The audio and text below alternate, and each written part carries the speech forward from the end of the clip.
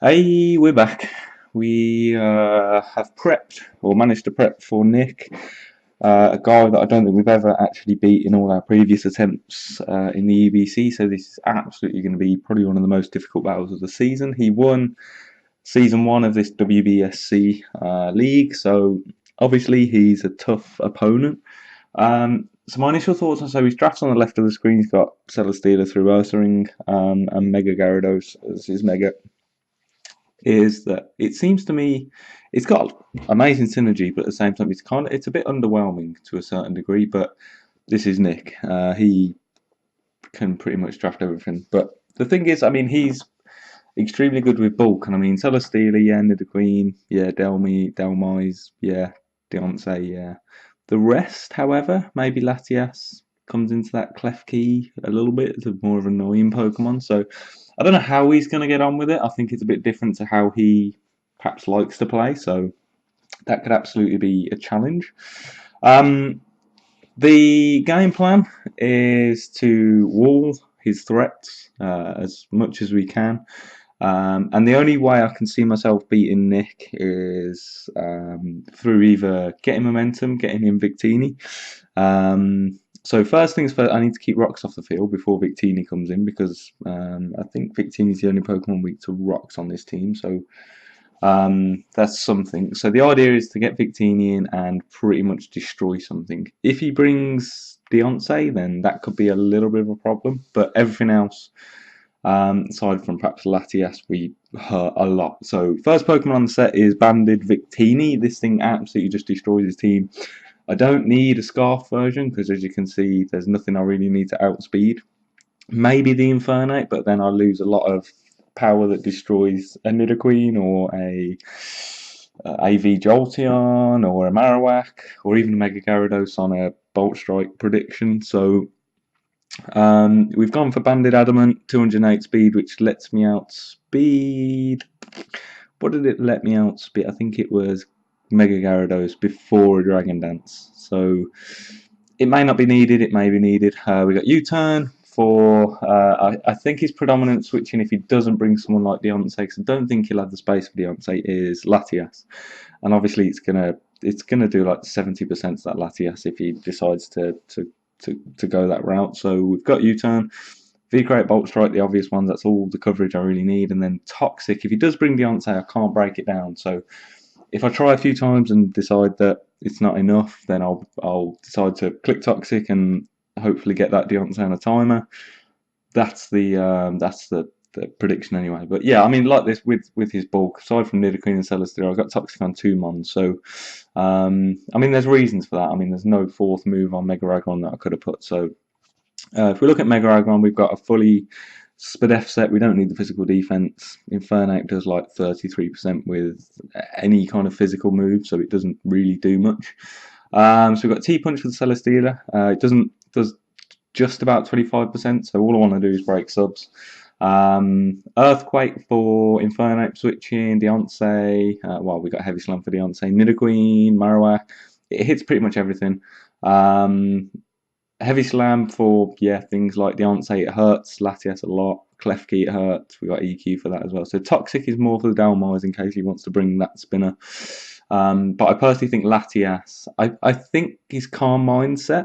Latias is the only real thing that scares me because I don't have a great physical dark type nor a physical Mon really. So I think the Calm Mindset is much better, and I feel kind of prepared for that. Hence the Spadef version of Mega Aggron, I think, is mainly the way I'm going to go. But Heavy Slam is about 70%, and I can Toxic that on a switch in or whatever. But if he is running defensive defog, then no need for Dalmise. But if he wants to bring the Calm Mind, I think he kind of has to bring Dalmise to a certain degree because nothing else learns defog or rapid spin. I mean, it can be Cryogonal, but really it doesn't have a great matchup. So there's that. So yeah, Delmise is a potential. I mean, it hurts Victini on switching, so that could be that. But Mega Aggron walls it through back, and I can Toxic it. Didn't want to bring. I mean, that's the coverage I need at the end of the day. I think that'll do. Next up, we got Blissey. Blissey was brought in instead of Donphan to take on the Latias, but I mean, he's got Psychium Z. He can bring Psychium Z Carmine, Latias, which pretty much makes Blissey redundant. So hence the Mega Aggron being a bit more SPDEF or defense. Well, basically being defensive mon because the autonomized set was kind of nice and the home claw set was kind of nice. But I feel like that defensive core will cause him all kinds of problems. But Blissey there for things like the Deontay, the switch into the Deontay if needed. It can switch into a Latias move. It can switch into Cryogonal, Jolteon, Nidoqueen if it's special. It can do a lot. Seismic Toss break subs. It basically what I kind of altered these mons. I gave them the move to, I guess, cause chip damage. As you'll see, a last Pokemon, it just needs a tiny bit of chip damage on each Pokemon. It can't take a few out, but these two can. So the game plan is, I'll kind of explain it more towards the end, but it's this one's got rocks on. I felt like it was more a better Pokemon to put it on. Seismic Toss, yeah, for chip damage. Wish Protect, Wish more for. I was going to bring Toxic on this mon instead, and perhaps put Autonomize on Mega Aggron, but then I thought there's no point. I'd rather catch that Dhelmise, otherwise it could be a little bit tricky to deal with. So Wish to help Mega Aggron out, and Protect helps with that. Psychium Z on the Latias, if I think he's going to click it, I can Protect, take a little less damage, and it's gone then. So this is fully physically defensive. It can take a hit from, it can take Psy Shock from Latias. It can take a hit from Infernape if so needed. It can take a hit from pretty much everything on the team. And I think it will do wonders this week. So if we look at the next three, a bit more a bit more mixed on this side as well. As you can see, we are quite defensive. This is how I like to play. So we've got Alola Ninetales, main job set Aurora Veil. This is how I design my team to make it very hard to. If you put Blissey and Mega Aggron behind an Aurora Veil, they're pretty much difficult. They're impossible to take down on that point. So he doesn't have. I think Infernape gets Will-O-Wisp, I can't remember, but no one else gets it. So it's going to be difficult for him to take down Mega Aggron, I think. So we've got Light Clay Aurora Veil, just to be annoying. You obviously have the little bits of chip damage that also help out with his Pokemon. They do take it off mine, so I have to be wary of that with that Focus Sash that I have on the Ninjask at the end. And you'll probably look at that and go, what is that Pokemon doing on your team? And trust me, you'll see in a minute. Ice Beam hits things like Dhelmise, Nidoqueen, Celesteela. It does some good damage too as well, believe it or not.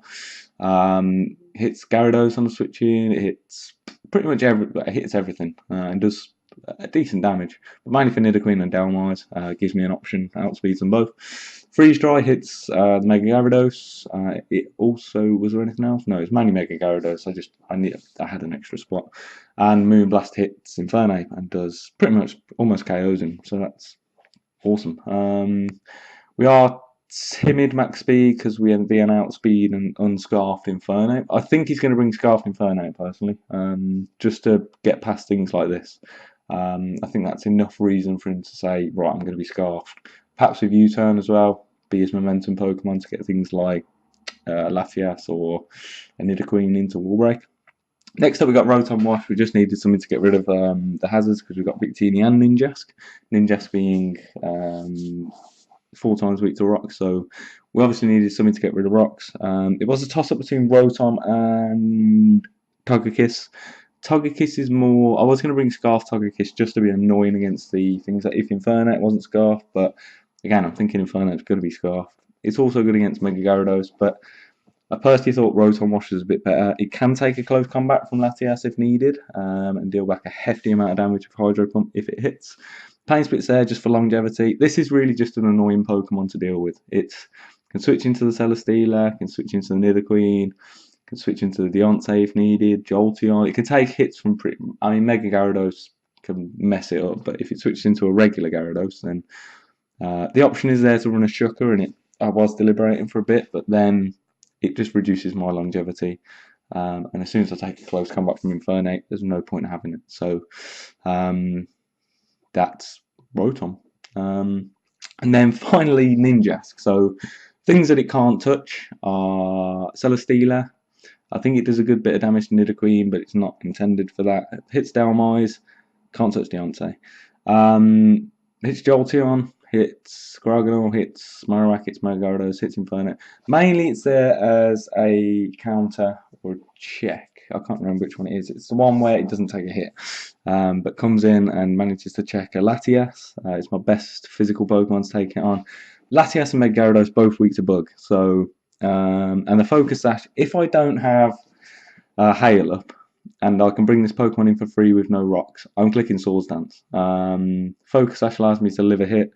I can then proceed to Leech Life the hell out of things. It's a late game sweeper, it's a mid game sweeper. It's there to check the Mega Gyarados after.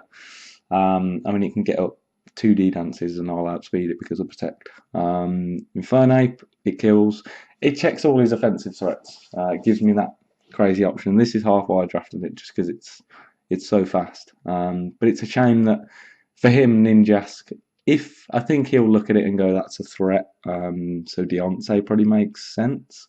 I was going to bring a Dig set, but Protect and Swords Dance going to have to be there to Wall Break, and Leech Life and Aerial Ace are there for Gyarados and Infernape and Latias. So unfortunately, I can't have Dig. If I had 5 moves, I'd put Dig on there. Maybe run Ground DMZ or something, but this is the team to face the current reigning champion. The toughest week 1 match we could have had. It couldn't have got any harder, ultimately. Never beat Nick. Draw. We both come 7-3 in a division once, and he went through head to head. So it's going to be crazy difficult. And he's better than what his team suggests, I think. And I think it'll be a great battle. One in which I intend to frustrate the hell out of him, get him in the wrong mindset, dig into his Pokemon, and then clean up with Ninjask or Victini. Simple as that. Anyway, peace out.